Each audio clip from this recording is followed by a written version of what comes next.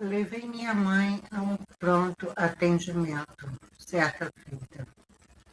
E se eu não tivesse prestado atenção, não sei o que teria acontecido.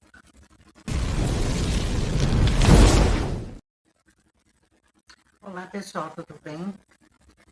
Então, por que que Dica está falando isso? Porque nós começamos esse vídeo contando aí para vocês o que realmente, o que aconteceu com a minha mãe. Vocês já vão entender, tá? Vou só terminar de contar para que a história não fique assim perdida, tá bom? Então, neste dia que eu levei a minha mãe ao pronto atendimento, ocorreu que entrou, a minha mãe tinha pressão alta, guardem essa informação, ela era hipertensa e cardíaca.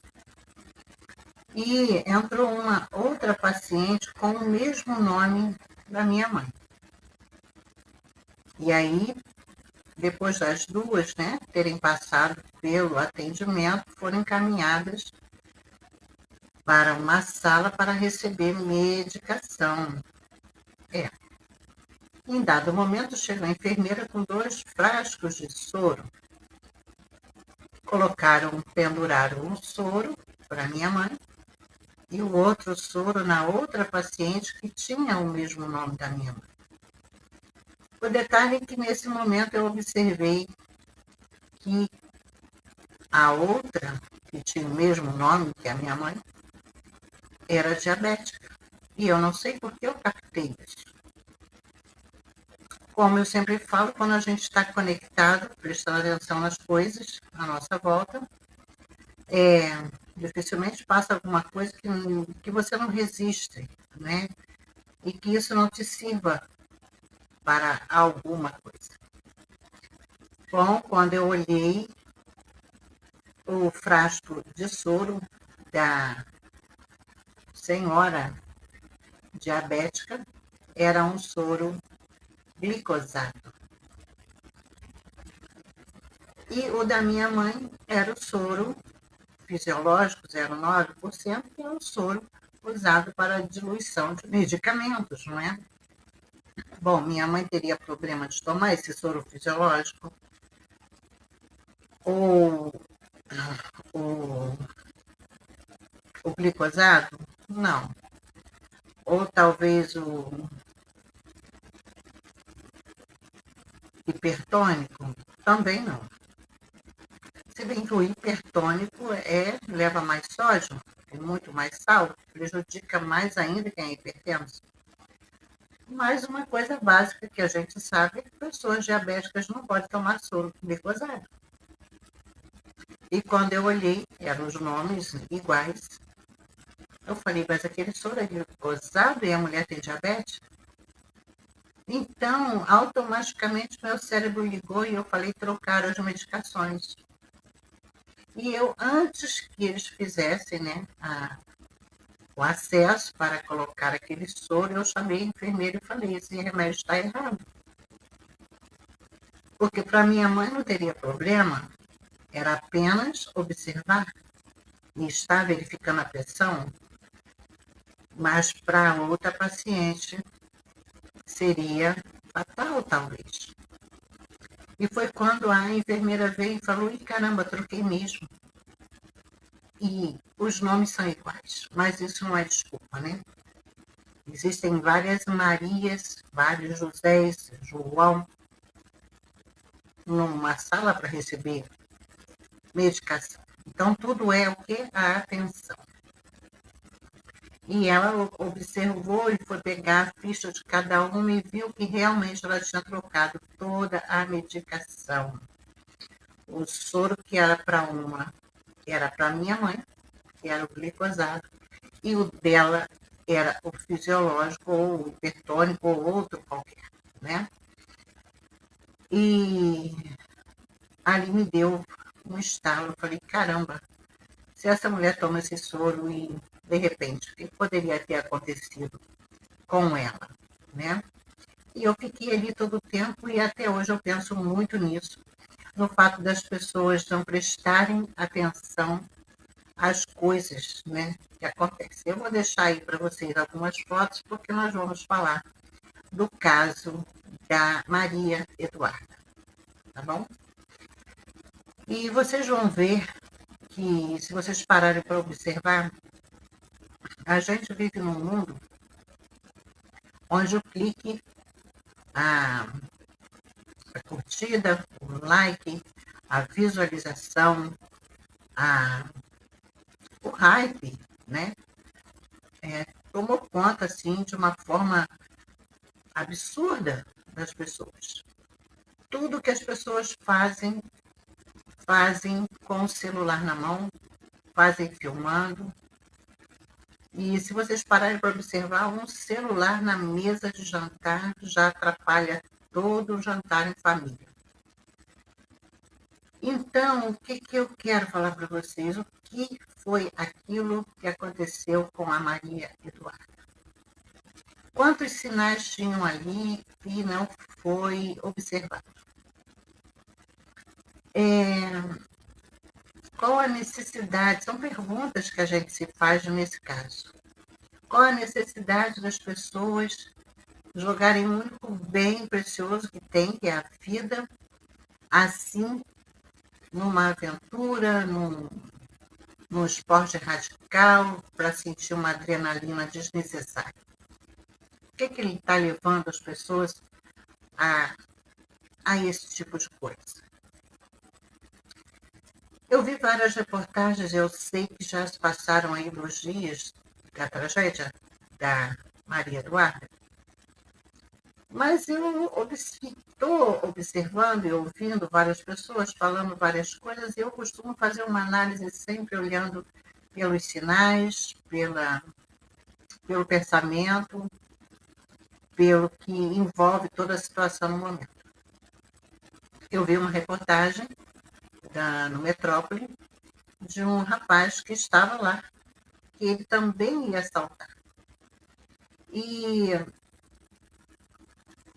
ele estava no horário dele, ele tinha o número 46 para aquela aventura. E a Maria Eduarda era o número 13. E ainda faltavam 30 pessoas para pularem antes dele, naquele precipício.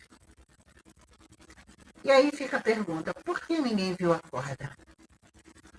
Por que tinha tanta gente ali e ninguém observou aquela menina sem a corda?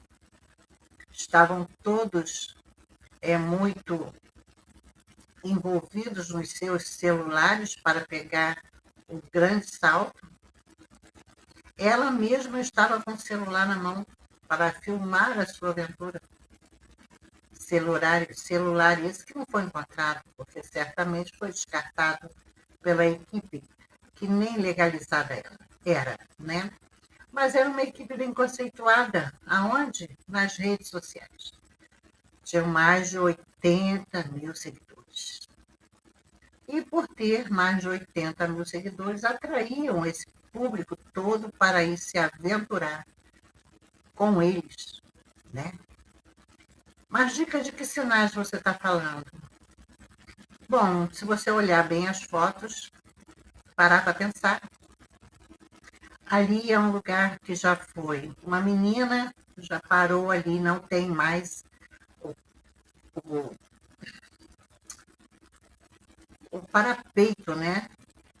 A proteção do corpo naquela fonte. Uma menina parou ali com a bicicleta para tirar uma foto, caiu ali e desviveu. Outras pessoas quiseram se desviver e foi dali também que se atirou. É um lugar marcado já pelo líquido vermelho de pessoas, se é que vocês me entendem. A própria Maria Eduarda, antes do pulo, fotografou uma foto, uma placa que dizia perigo. O nome desta ponte é Ponte do Esqueleto. Lugar também de muita energia densa, porque ali eram feitos rituais também.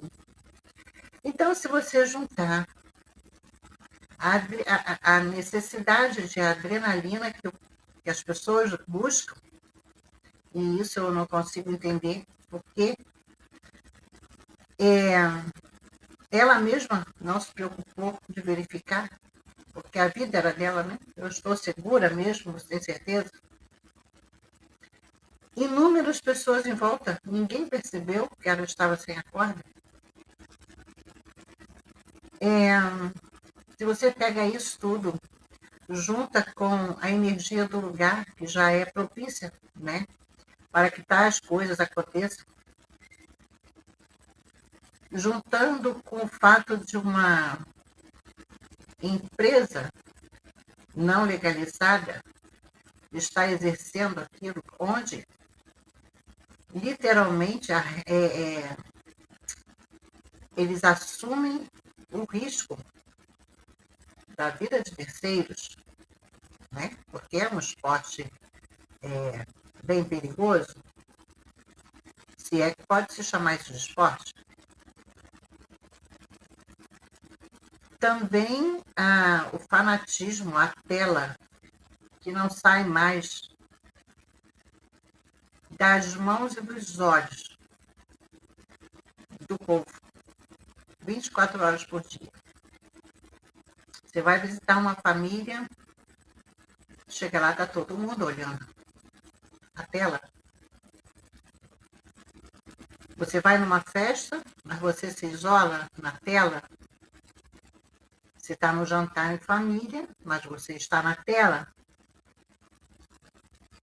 E hoje em dia virou uma febre, principalmente na rede vizinha, o fato de, bom, você vai falar, mas é aqui no YouTube? Bom, aqui no YouTube é uma plataforma onde as pessoas sabem que postam, trabalham, e quem posta no YouTube é quem está trabalhando de alguma forma, e você é remunerado por isso? Sim, alguns são.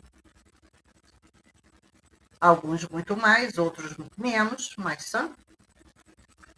Mas e na rede vizinha, que as pessoas só fazem isso por like, comentários? Dá para a gente entender essa necessidade de validação ou de carinho no ego? Há necessidade disso? Qual a necessidade dessas pessoas de viverem em busca dessa validação, de elogios, de estar hypando lá em cima? Por que o ser humano passou a deixar de prestar atenção no que é importante para dar atenção ao que não importa? Esse é o meu questionamento aqui. E também dizer para vocês que não basta olhar. Você tem que enxergar as coisas. Olhar e enxergar tem uma grande diferença. Olhar, você pode olhar tudo. Enxergar, é preciso você estar atento. E ali ninguém estava enxergando absolutamente nada. Todos ali estavam perdidos, né? Navegando naquela adrenalina de um salto fatal. Esse rapaz que estava lá contou que a única coisa que se ouvia falar ali, entre as pessoas que estavam, não, você faz assim que você vai ter muito mais visualização, posta assado, que você vai ter muito mais visualização. E aí a gente pergunta, por que essa secura? Por que a internet, o celular, que é um meio assim, que deveríamos transformar em algo bom, um momento, um instante, para você se atualizar, para você estudar, para você se comunicar. Mas por que tudo passa a ser um grande vício na vida das pessoas, ao ponto de que as pessoas não enxergam absolutamente mais nada à sua volta. Quando eu contei aqui o caso do que aconteceu com a minha mãe, é justamente isso. Eu não só olhei, eu enxerguei, porque eu estava atenta. Hoje as pessoas entram dentro de um hospital, o médico prescreve alguma coisa, a enfermeira vem dar esta coisa, mas você mesmo que vai receber sequer pergunta. Você sequer se importa, você entrega a tua vida na mão de qualquer pessoa. E você não sabe se a medicação que o médico passou é realmente a medicação que aquela enfermeira está aplicando ou aquele enfermeiro está aplicando. Então, você está olhando, mas você não está enxergando. Enxergar é isso, pessoal, é prestar atenção. É necessário desligar um pouquinho das telas. Tem momento para tudo. Sabe qual é a hora que eu vejo o Instagram? É justamente a hora que eu me preparo para dormir. Aí eu fico vendo as mensagens, as coisas ali, para me atualizar, para saber, né? E ali mesmo eu pego um sono. Porque eu não consumo aparelho celular todo dia. A hora que eu sento aqui para trabalhar, eu sento aqui para trabalhar. Para ver, para pesquisar, para trazer para vocês. Mas eu tenho um momento no dia que eu faço isso, eu não faço isso o dia todo, porque eu não sou louca. Eu não vou colocar minha sanidade mental em risco. Eu não vou ligar o meu computador a hora que eu acordo e vou o dia inteiro aqui, vivendo esse mundo virtual. Eu não vou pegar meu celular e passar o meu dia, minha noite, virar, deixar de curtir meus netos, meus filhos, ou meus bichos, ou uma planta, ou fazer meus afazeres de casa com o celular na mão. Tem hora. É um ditado antigo, a hora para tudo e quem segue a palavra também está escrito, a hora, há tempo para tudo. E as pessoas não sabem fazer mais nada sem estar com os olhos voltados, grudados num celular. E eu acho isso muito triste. E lamentamos muito o que aconteceu com a Maria Eduarda, uma jovem, 21 aninhos, com uma vida toda pela frente, mas que se descuidou da própria vida, quando entregou na mão de terceiros a responsabilidade por ela estar, né, se jogando de um precipício. Confiou demais. Esse é o grande perigo de hoje em dia, confiar demais. E o que me deixou mais abalada nessa história também, não só pelo fato do salto fatal, mas a reação daqueles que a jogaram dali. Nenhuma reação, nenhuma atitude, nenhum sentimento eles não puseram sequer a mão na cabeça, não se assustaram, não se impactaram, ficaram impassíveis, frios. Outra atitude que nos deixa assim embasbacados. Pior que isso é saber que existe a festa do IML. A festa do IML. Vocês sabem o que é isso? Pessoas rindo, debochando com uma tragédia dessa. Pessoas querendo, eu acho que eu vou trabalhar lá. Porque, por incrível que pareça, neste mundo que vivemos, existem pessoas que não respeitam nem a perda de uma vida, de uma jovem, e pensam logo em abusar. Vocês sabem como? Dessas pessoas. Uma violação, um crime.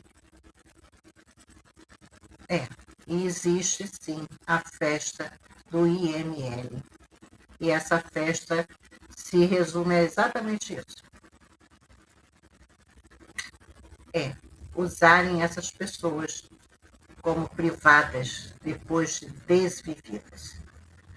E isso é triste, isso é lamentável, saber que o nosso mundo é tão corrompido, tão corrompido.